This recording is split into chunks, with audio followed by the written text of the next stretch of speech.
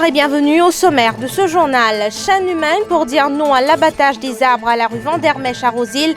La police a dû intervenir. La fête du Mahashivratri célébrée aujourd'hui, de nombreux dévots se sont rendus dans les différents temples de l'île pour déverser l'eau de grand bassin sur le Shivling.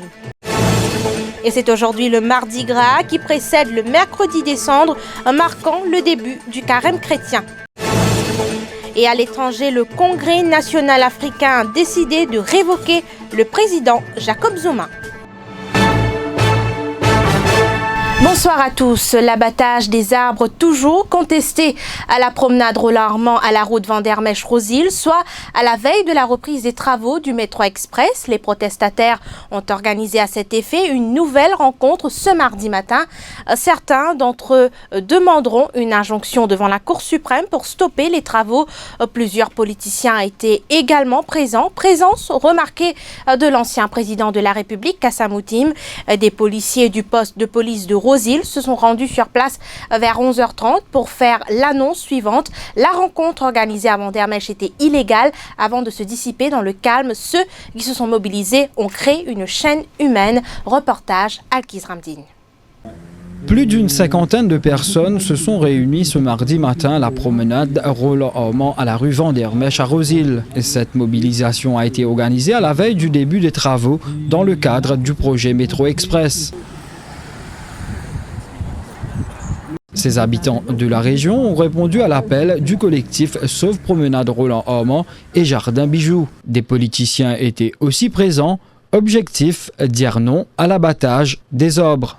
Quelques protestataires veulent utiliser la voie légale. Ils comptent faire une demande d'injonction en Cour suprême ce mercredi. Jacques Bislal a lui proposé de faire une chaîne humaine pour protéger les arbres. Il ajoute qu'il ne faut pas négliger les conclusions du rapport Badin sur le coût du projet et a tiré à boulet rouge sur l'Inde. Qui nous restait, nous reste l'action symbolique à la tache nous et pied et que la scène, dossier Badin, c'est un dossier qui ne doit pas négliger. Pas parce qu'il n'est pas d'accord en lit qu'il nous néglige ce dossier. Bizarre prend ce dossier à jour parce qu'il y a une certaine dose de contestation sérieuse dans ce dossier. Nous, politiques, nous faisons élire ici ça. Nous élire nous tout le monde dans le pays. Nous pas élire président, premier ministre indien qui occupe ce couillonnade de ce pays. Le porte-parole du collectif Aditi Luk prône, elle, le dialogue. Nous faisons dialogue avec le steering committee qui est responsable de ça. Nous faisons plusieurs appels, nous faisons différentes démarches pour essayer que nous sommes capables d'assis autour de la table et qu'il y ait un dialogue, mais jusqu'à l'air pas fini.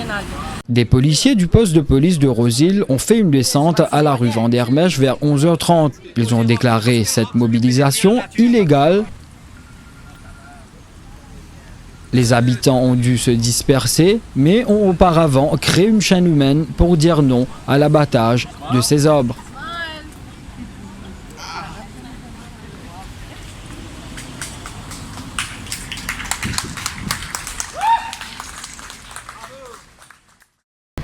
Après le pèlerinage au lac de Grand Bassin, la grande nuit de Shiva observée dans les temples à travers l'île, la communauté hindoue, vous le savez, célèbre la fête Mahashivratri. Ce mardi matin, de nombreux dévots se sont rendus dans les différents temples pour déverser l'eau sacrée de Grand Bassin sur le Shivling. Reportage Adila Moït Sarwar.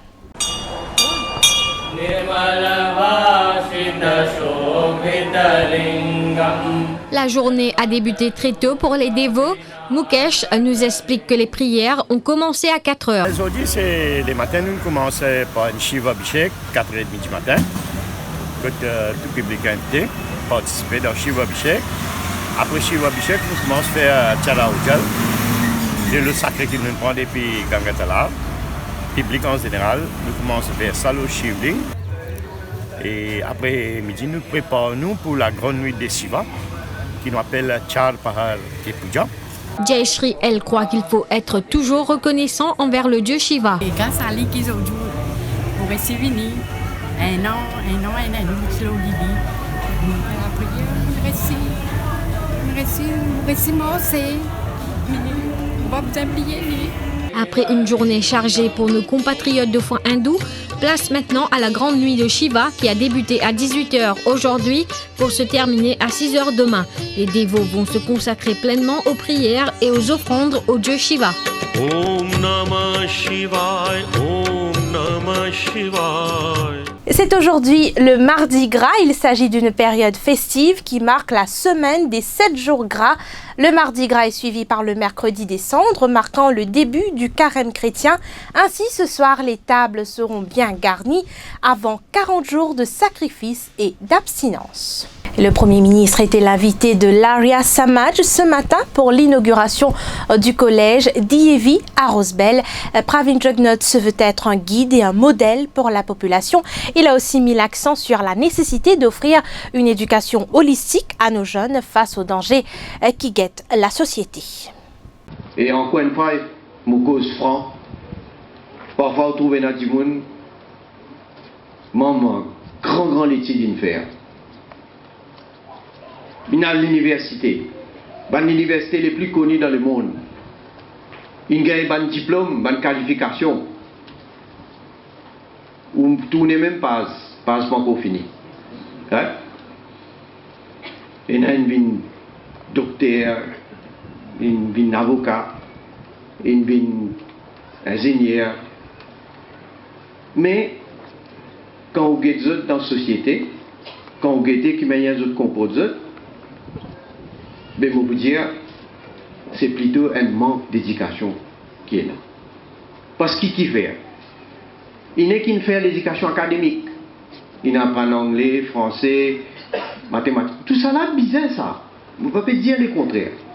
Nous bizarre faire nos bons enfants, faire des efforts, faire des sacrifices, apprendre, gagner bons résultats. Oui.